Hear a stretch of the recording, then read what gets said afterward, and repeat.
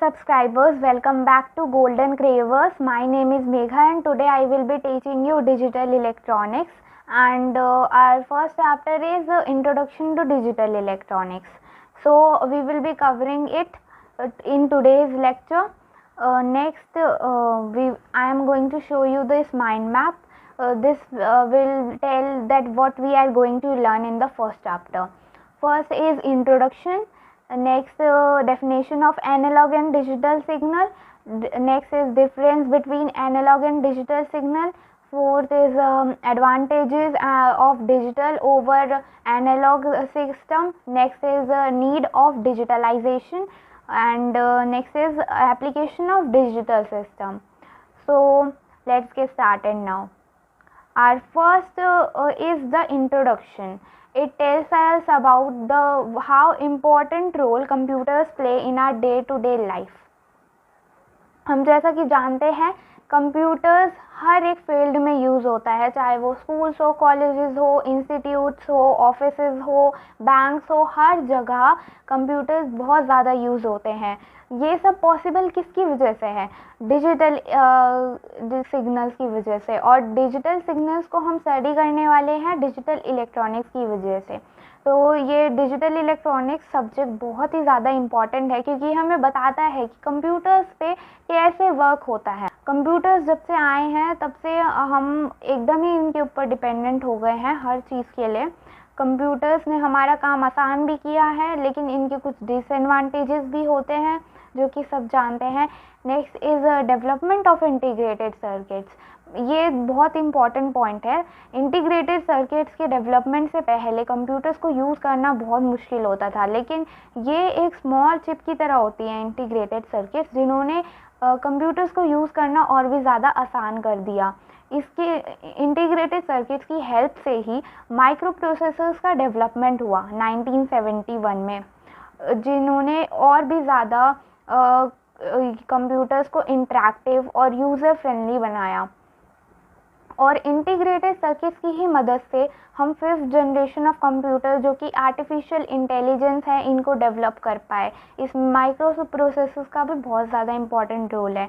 ये हमें बताता है कि कैसे स्टेप बाय स्टेप कंप्यूटर में प्रोग्रेस होती गई और हम यहाँ तक पहुँचे हैं. और फ्यूचर में भी बहुत नई टेक्नोलॉजीज़ कंप्यूटर की फील्ड में देखी जा सकती है, और ये सब पॉसिबल डिजिटल सिग्नल्स की हेल्प से और डिजिटल इलेक्ट्रॉनिक्स के अंडर स्टडी किया जाता है. नेक्स्ट टॉपिक है हमारा analog and digital signal. Analog signals क्या होते हैं? एनालॉग सिग्नल्स वो होते हैं जो कंटिन्यूस फॉर्म में होते हैं और इनकी जो वैल्यूज़ होती है ये इनफाइनाइट होती है. जैसे आपको स्क्रीन पे दिख रहा होगा डायग्राम, एनालॉग सिग्नल्स ऊपर जा रहा है फिर नीचे जा रहा है, तो ये वेव के फॉर्म में ट्रेवल कर रहा है. डिजिटल सिग्नल्स है ये हमारा 1 पे है, फिर उसके बाद 0 पे है. ये हमारा कंटिन्यूस नहीं है, ये डिसकंटिन्यूस है, ये ब्रेक हो रहा है, बार बार इसकी वैल्यू 0 हो. तो ये जो है ये स्क्वायर वेव के फॉर्म में ट्रेवल कर रहे हैं. तो इसकी जो डेफिनेशन है प्रॉपर ये आपको नोट्स में मिल जाएंगे. इसके लिए आप डिस्क्रिप्शन बॉक्स को इस वीडियो के अंदर जो मेंशन लिंक है उसमें ज़रूर चेक कीजिएगा. नेक्स्ट टॉपिक है हमारा एनालॉग सिग्नल के जो डिफरेंसेस हैं डिजिटल सिग्नल्स के रिस्पेक्टिव में. तो फर्स्ट पॉइंट मैंने आपको बताया था कि कंटिन्यूस इन नेचर होते हैं एनालॉग सिग्नल्स, और जो डिजिटल सिग्नल्स होते हैं वो डिसकंटिन्यूस होते हैं या फिर डिस्क्रीट भी बोल सकते हैं इसको. नेक्स्ट है कि ये इनकी इनफाइनाइट वैल्यूज़ होती है, और डिजिटल सिग्नल्स की वैल्यू जो होती है वो 0 होती है या तो 1 होती है. नेक्स्ट कि ये साइन वेव के फॉर्म में ट्रेवल करते हैं analog signals, and digital signals square wave के फॉर्म में. एंड ये जो एनालॉग सिग्नल्स होते हैं ये वेव के फॉर्म में ही स्टोर होते हैं, लेकिन डिजिटल, जैसे कि डिजिटल वर्ड से हमें समझ में आ रहा है कि 0 और 1 क्या है हमारी, ये हमारी बाइनरी फॉर्म के बाइनरी नंबर्स है, तो ये बाइनरी फॉर्म में ही स्टोर होते हैं. नेक्स्ट है कि एनालॉग सिग्नल्स को हमें चाहिए कि इनके लिए ज़्यादा रिक्वायरमेंट हमें नहीं है बैंडविड्थ की, लेकिन डिजिटल सिग्नल्स में हमें ज़्यादा बैंडविड्थ की रिक्वायरमेंट होती है. नेक्स्ट है कि एनालॉग सिग्नल्स में कुछ ऐसे डिवाइसेस होते हैं जो कि प्रोन होते हैं नॉइज़ को, उनमें से ज़्यादा नॉइज़ प्रोड्यूस होती है, लेकिन जो डिजिटल सिग्नल्स होते हैं उनके बेस पे जो डिवाइसेस होते हैं उनमें कम नॉइज़ प्रोड्यूस होती है। नेक्स्ट है इनका एग्जाम्पल, जैसे कि आउटपुट जो हमें टेम्परेचर सेंसर में से मिलता है वो एनालॉग सिग्नल का एग्जाम्पल है। माइक्रोफोन्स में से जो आउटपुट मिलता है वो एनालॉग सिग्नल का एग्जाम्पल है। डिजिटल सिग्नल के एग्जाम्पल्स क्या हो गए? कंप्यूटर्स भी बोल सकते हैं कि ये डिजिटल सिग्नल्स के ऊपर बेस्ड हैं। डिजिटल वॉचेस, डिजिटल क्लॉक्स और भी बहुत सारे डिवाइसेस होते हैं, डिजिटल कैलकुलेटर्स, ये सारे एग्जाम्पल्स हैं हमारे डिजिटल सिग्नल्स के। नेक्स्ट है हमारा advantages of digital system over analog system. तो फर्स्ट एडवांटेज है हमारा फ्लेक्सिबिलिटी। फ्लेक्सिबिलिटी यानी कि हम इसको कैसे भी कस्टमाइज़ कर सकते हैं डिजिटल सिस्टम को। अच्छा, इससे पहले स्टार्ट करने से पहले मैं बताती हूँ कि डिजिटल सिस्टम क्या होता है। डिजिटल सिस्टम रेफ़र कर रहे हैं यहाँ पे वो डिवाइसेस जो कि डिजिटल सिग्नल्स पे बेस्ड होते हैं, यानी कि डिजिटल सिस्टम और डिजिटल डिवाइसेस सेम है। ऐसे ही एनालॉग सिस्टम वो होते हैं वो डिवाइसेस जो कि एनालॉग सिग्नल्स पे बेस्ड होते हैं। इसकी प्रॉपर डेफिनेशन आपको नोट्स में मिल जाएगी, डिस्क्रिप्शन बॉक्स को ज़रूर चेक कीजिएगा। नेक्स्ट है इफ़ेक्टिव टू नॉइज़, यानी कि डिजिटल सिस्टम्स जो होते हैं ये कम नॉइज़ को प्रोड्यूस करते हैं और इनमें जो नॉइज़ कैंसिलेशन होती है वो बहुत ही अच्छी होती है। नेक्स्ट है रिलायबिलिटी, ये मोर रिलायबल होते हैं as compare to analog system, यानी कि इनको अडेप्ट करना बहुत ज़्यादा आसान हो जाता है। नेक्स्ट है स्टोरेज। डिजिटल सिस्टम में जो स्टोरेज होती है वो बहुत ही ज़्यादा कम रिक्वायर्ड होती है। कम स्टोरेज में आप बहुत अच्छी क्वालिटी के जो वीडियोस होते हैं, फ़ोटोज़ होती है, ये सब आप स्टोर कर सकते हैं और बहुत अच्छा जो भी आपको आउटपुट रिसीव करना है वो आप कर सकते हैं। लेकिन एनालॉग में आपको रिक्वायर्ड होती है हाई स्टोरेज की। नेक्स्ट है ऑब्जर्वेशनल एरर्स, क्योंकि एनालॉग सिस्टम किस पे बेस्ड है? एनालॉग डिवाइसेस पे। तो एनालॉग डिवाइसेस को कंस्ट्रक्ट करना भी मुश्किल होता है और इसमें क्या होता है, कभी कभार एरर्स बहुत ज़्यादा होते हैं। अगर छोटी सी भी गलती हो इनके कंस्ट्रक्शन में तो एरर्स प्रोड्यूस होंगे ही होंगे। तो इसलिए डिजिटल सिस्टम में कम एरर्स प्रोड्यूस होते हैं, क्योंकि ये सारा चिप्स और जो इंटीग्रेटेड सर्किट होता है इस पे बेस्ड होता है। तो digital system mostly accurate result ही आपका प्रोवाइड करता है। नेक्स्ट है डिज़ाइन। डिजिटल सिस्टम्स जो होते हैं वो इजी टू डिज़ाइन होते हैं, इसलिए आपने देखा होगा कि आजकल कितना ज़्यादा बूस्ट पे है हमारे ऑल द डिवाइसेस। कंप्यूटर के डिवाइसेस अलग अलग आने लग गए हैं, डिफरेंट कंपनीज़ के, डिफरेंट टेक्नोलॉजीज़ के।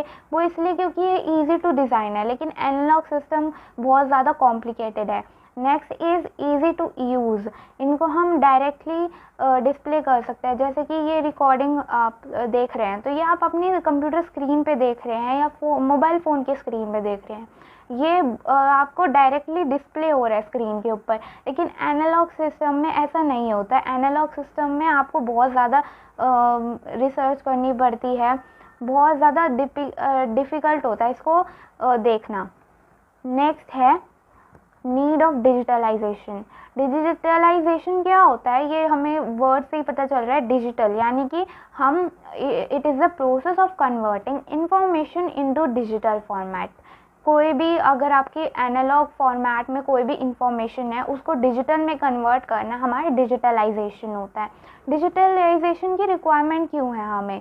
क्योंकि एनालॉग सिस्टम के कुछ डिसएडवांटेजेस होते हैं, कुछ नहीं वैसे बहुत ज़्यादा होते हैं, लेकिन डिजिटलाइजेशन हर चीज़ को बहुत ज़्यादा आसान कर देता है। जैसे storing, retrieving, processing and sharing of information को बहुत ज़्यादा आसान बना देता है, इसलिए हमें डिजिटलाइजेशन की रिक्वायरमेंट है। इसके स्टेप्स होते हैं, इसमें दो चीज़ें होती है, दो सर्किट्स होते हैं। एक होता है सैम्पल एंड होल्ड सर्किट।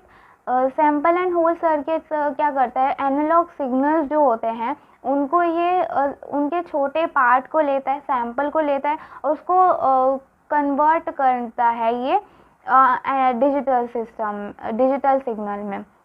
और फिर जो नेक्स्ट स्टेप होता है वो होता है क्वांटाइजेशन एंड इनकोडिंग। इसमें क्या होता है, क्वांटाइजेशन मतलब कि जो अप्रॉक्सीमेट वैल्यू होती है या तो 0 या फिर 1 होती है डिजिटल सिग्नल्स में, तो ये क्या करता है कि ये जो वैल्यू हमें इनपुट में दी होती है, अगर वो 0 के नियर होगी तो वो 0 को में कन्वर्ट कर देगा, अगर वो 1 के नियर होगी तो वो उसे 1 में कन्वर्ट कर देगा। तो ये काम होता है क्वांटाइज़र का। नेक्स्ट है इनकोडिंग। इनकोडिंग में हमें क्या होता है कि ये पूरा का पूरा जो भी सिग्नल मिल रहा होता है एनालॉग सिस्टम का, तो ये उसे बाइनरी फॉर्म में कन्वर्ट कर देता है, क्योंकि बाइनरी फॉर्म क्या है हमारा, वो डिजिटल फॉर्म है।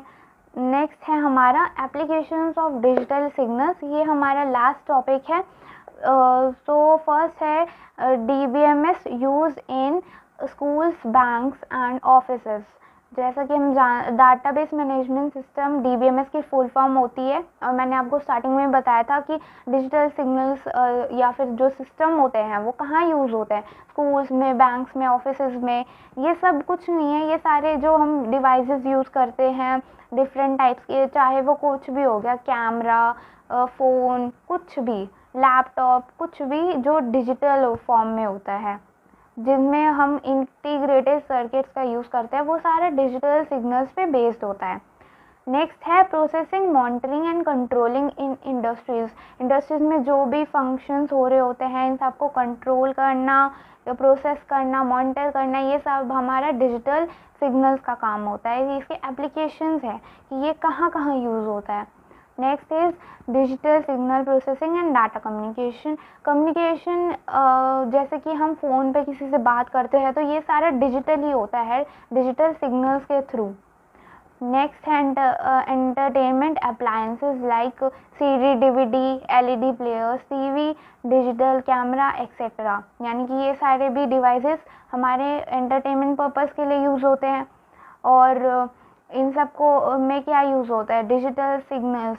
जैसे कि आप सिनेमा हॉल्स में भी जाते होंगे, तो सिनेमा हॉल्स में भी हम प्रोजेक्टर के थ्रू, उनका जो प्रोजेक्टर होता है उसके थ्रू जो आपको मूवीज़ डिस्प्ले होती है, वो भी डिजिटल सिग्नल्स पे बेस्ड होती है। नेक्स्ट है हमारा appliances like photo set machine, fax machine and microwave oven. ये सब में भी क्या होता है, डिजिटल सिग्नल्स का यूज़ होता है। सो यही थी आज का लेक्चर। आई होप कि आपको समझ में आया होगा। Thanks for watching and don't forget to like, subscribe and share. इस वीडियो के जितने भी नोट्स हैं ये आपको डिस्क्रिप्शन बॉक्स में मिल जाएंगे, तो प्लीज़ चेक कीजिएगा। Thank you and have a nice day.